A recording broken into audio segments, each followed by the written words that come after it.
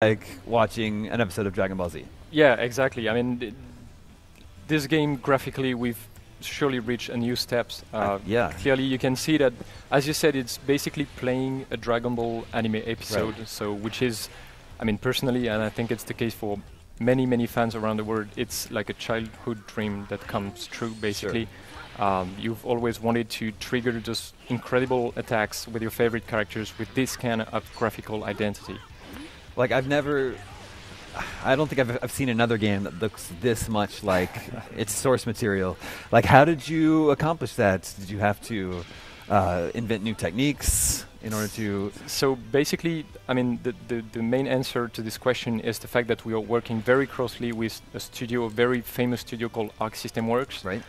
So they are very famous for their expertise in 2D fighting game and for the graphical identity they managed to create for the title. So we really thought that it would be a perfect fit for the Dragon Ball brand to have this kind of graphical identity. I see. And then graphically speaking, so they are using a kind of technical stuff called 2.5D graphics, meaning that, you know, like the moves of the characters are actually 2D, so they can only move left and right, but the characters themselves are made out of 3D models. So you can see them like front, like this, they can turn around, they can have all these kind of different movesets that wouldn't be possible with only pure 2D graphics. I see. Wow, it's really interesting. So we know it's an absolutely gorgeous fighting game, but tell us a little bit about the mechanics. Is it true that you kind of borrowed Marvel vs. Capcom's control scheme? Or were inspired by that? Or?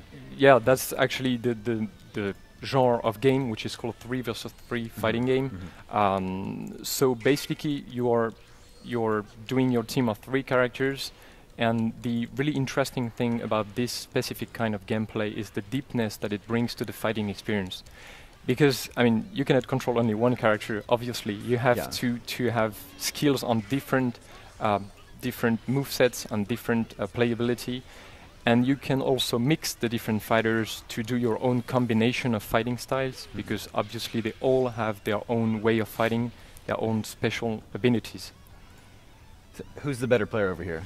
He's the one who's on the left. I think you can see it. So obviously you're going to have a bunch of characters that are going to be familiar to Dragon Ball fans. But what about the stages and the environment? So those the locations also going to be something that fans will exactly. So here you can see the very famous Cell game stage, which is from the fight that the heroes are doing against Cell, so which is one of the main bad guys of the series. And as you said, and it's a good point, I mean, on top of the graphical identity, the game is really faithful in its content also. So you can see, for example, all the characters, the way they move, the way they speak, the stages, everything is so faithful and so true to the original masterpiece. What about voice acting?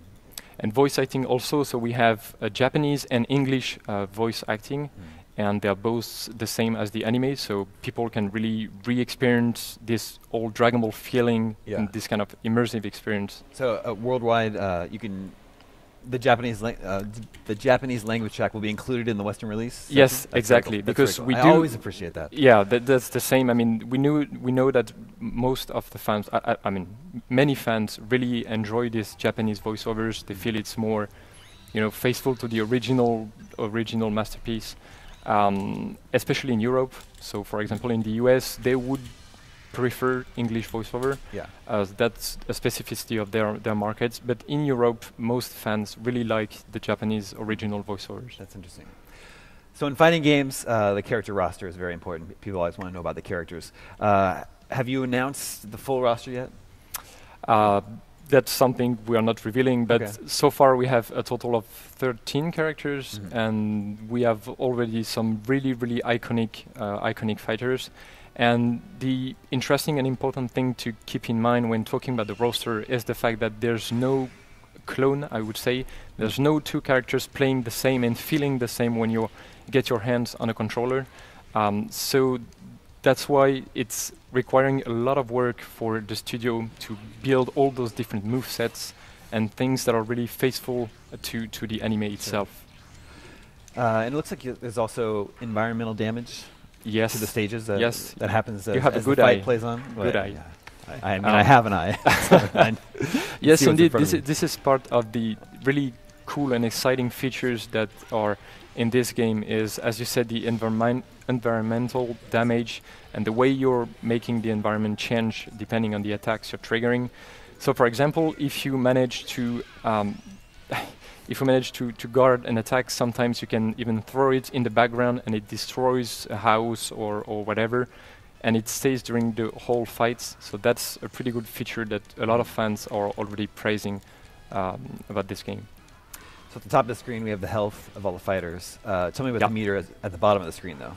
So at the bottom of the screen is basically your energy gauges. So that's the stuff you're using to trigger the different attacks, and even to use some other moves, such as instant transmission, for example. That's part of the Dragon Ball universe, as we've just seen on the screen. So you can like disappear and reappear behind your opponent. But that's also using this power we can see at the bottom of the screen. So the higher you get that number, the bigger attack you can perform? Exactly. The higher you get the number, and the bigger... I mean, you can have some kind of finishing moves, but it's only possible... this one, for example, yeah, it's only possible if you have... It should be the one. That's the finishing move. Yeah, so... you can even see, so it's also a very, very good example of environmental damage, because you're actually kind of destroying everything. There's also a stage where you're almost destroying the whole planet, and then it's all about lava and volcano. But yeah, to come back to your question, the more you have those power gauges, then the more you can access to powerful attack and finish. Is there a story mode? Yes, indeed, and as a matter of fact, we've just announced it, and we've just revealed a first teasing video included in the trailer we launched this morning. So we cannot reveal that much information at this stage, but basically we can already say that it will be a new, original, and exciting story. So different from the original, Dragon Ball scenario, and it will involve the androids. Especially Android 16. So we're really, really looking forward to sharing more information about that, because it's like a really important feature and mode of the game itself. That's very cool. So you were telling me before we got started, you took the game to EVO, is that right? Yes, exactly. And you got some good feedback from the competitive community? Yeah, definitely. So generally speaking, on this game, our objective and the way we're approaching competition and potentially esport is that we don't want to, I would say, to impose the game to the fighting community, if you see what I mean. We first want to let them play it, let them enjoy this experience, and gain some grassroots legitimacy from the fighting game community. And so far, I mean, so far so good on the game. We revealed at E3 the game with the first build, and people were already going crazy, and they wanted to see this game everywhere at esport and competitive events. And indeed, as you said, at EVO, we ran our first competition on the game, and it went incredibly well. I mean, even if it's not released yet, we've seen players doing some incredible moves, and even a pretty legendary comeback. So yeah, that's the kind of thing we're definitely looking into it, doing like a broader competitive approach. And this Friday, actually, we even have our first ESL tournament. So this Friday afternoon, with even a really like exclusive and world premiere announcement. So be sure to attend this. We look forward to hearing more about that. What about online features?